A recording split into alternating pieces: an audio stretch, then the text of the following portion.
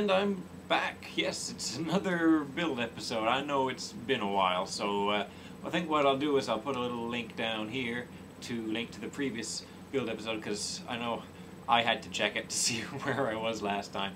But things have settled down. I'm in my new home, and we're going to continue on.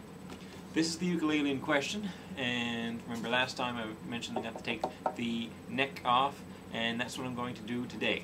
It's already mostly come off. I just have to release this last little bit here, and I'm going to do that the same way I used in the baritone project to remove the bridge, with a utility knife warmed up with a heat gun and gently pry it underneath the bridge to soften the glue and, or not the bridge, but the fretboard in this case, to release it.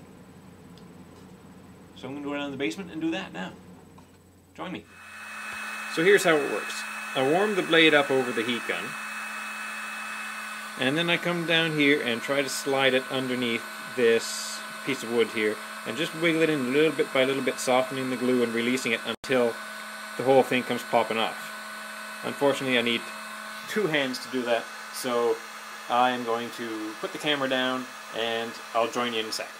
Okay, so I've finally removed it. Took a little bit of work, but came off. All I got to do is sand off the old glue and roughed up wood, and I want to sand this down so that it makes a nice perfect 90-degree angle. And actually, you can kind of see there's some light coming through there in that crack. So I have to close that gap, which means I probably have to lift the fretboard off and maybe sand it down and glue it back on. So there might be a little bit of extra work in this crack right here. Hey guys, I've just built the bridge for the ukulele, and I've made it out of a piece of maple stock. It's about 3/4 of an inch thick, and used my table saw and back saw to kind of cut to this shape. This groove on top here is where the saddle will go, and this groove down the side is where the strings will slot on. I'll cut little slots across the top.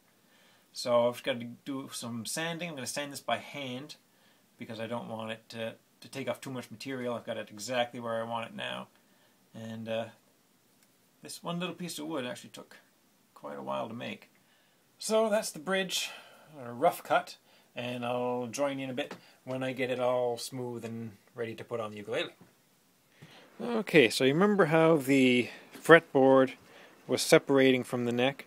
Well, I've cleaned out the joint there and re-glued it, and I've got it clamped in place, and we'll just have to wait until the glue dries.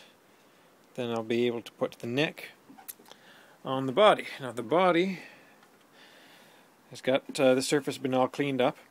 I'll put a dowel in here, and hole in the neck as well, and clamp them both together. The bridge is here. It's all been sanded nice and smooth. I still haven't put the grooves in it yet. I haven't measured out where the slots will be. I think it's got to be a little bit narrower because the fretboard is actually really narrow on this particular instrument. But that's it for now. I'll finish this video off here, and we'll pick up next time when I'm attaching the neck, I guess, to the body. Then I can give everything a nice smooth sand and recoat it with either a lacquer or a polyurethane. Haven't decided yet. So that'll be next time. We'll see you then.